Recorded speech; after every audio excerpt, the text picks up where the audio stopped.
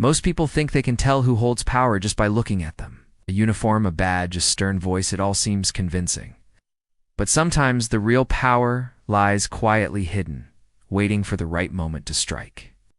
This is exactly what happened one morning when a by-the-book security officer stopped a woman who didn't look important enough to pass.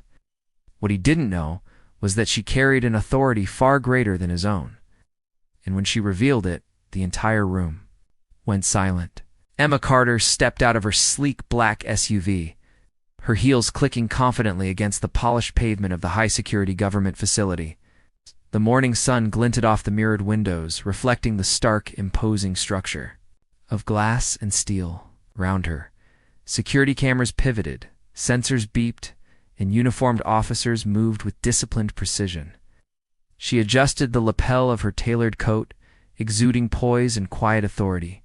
Her mission demanded focus. Nothing, she told herself, would get in her way. Officer Daniels noticed her immediately. He was the kind of man who trusted rules above intuition, a gatekeeper who took pride in his rigid routines. As he approached the entrance, his sharp eyes took in Emma's appearance, polished, composed, but in his narrow mind, not someone to be trusted without proof. "Can I help you?" he asked, his tone firm, almost suspicious. "I'm here for the briefing with Director Harris," Emma replied smoothly, her voice calm but carrying unmistakable authority. Daniels scrutinized her, his brow furrowed. "Credentials," he demanded. "Now." Emma reached for her identification badge, but before she could produce it, Daniels interrupted. "I don't think you understand. This is a secure area. No badge, no entry. Step aside." His rigid posture radiated a mix of suspicion and condescension. Emma's lips curved into a polite smile, though her eyes were sharp, calculating. "I assure you I have proper authorization," she said, her tone measured. "There's no need for unnecessary hostility." Daniels shook his head, disbelief tightening his features.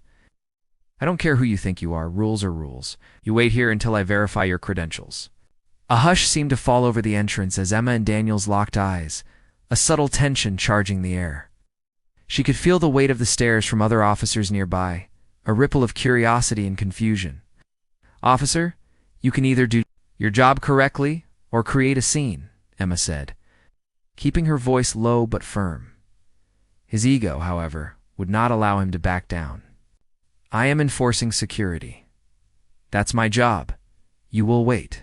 Emma took a deep breath, deciding to tread carefully. "I don't want to escalate this, but I also won't be delayed unnecessarily. You may confirm my identity, but I suggest we do so efficiently." Daniel straightened, pride mixing with irritation. "Efficiently? Huh? That's a matter of perspective. I don't make exceptions." The situation began drawing attention. Officers glanced over their shoulders, some whispering, others casting furtive glances at Emma's composed demeanor. It was clear this standoff was about more than just procedure. It was now a silent battle of authority and perception. Finally, the deliberate motion, Emma reached into her coat and produced a sleek badge emblazoned with the CIA insignia, led it up with calm precision, letting it catch the light.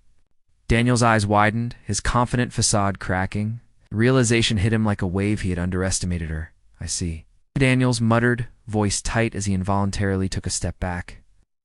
Around them, the murmurs of nearby officers grew, all sensing the sudden shift in power. Emma's calm, assertive presence now dominated the space, turning his rigid authority into a fragile posture of embarrassment. Emma lowered the badge slightly, her gaze steady. "Officer Daniels, it's important to remember that authority isn't measured by ego or appearance. It's earned and respected through understanding and judgment, not assumptions." Her words were soft, yet penetrating, a lesson wrapped in professionalism. Daniels swallowed hard, trying to regain composure. I apologize, Agent Carter. I didn't." Emma gave a subtle nod, signaling that she understood his struggle, but was unyielding in her lesson. "Acknowledgement is the first step. Now let's proceed without further delay." As she walked past him, Daniels remained frozen for a moment, reflection settling in. Guilt and awareness of his bias mingled in his chest, a bitter yet enlightening mix. For the first time, he questioned his approach to authority, Realizing that his rigid rules and quick judgments had blinded him, Emma moved through the facility with silent confidence, each step echoing her unshakable position. Daniels watched her go, feeling a quiet shift within himself, a recognition of true authority tempered by responsibility. He resolved silently to apply this lesson moving forward, to allow respect and reason to guide his actions rather than ego and assumption.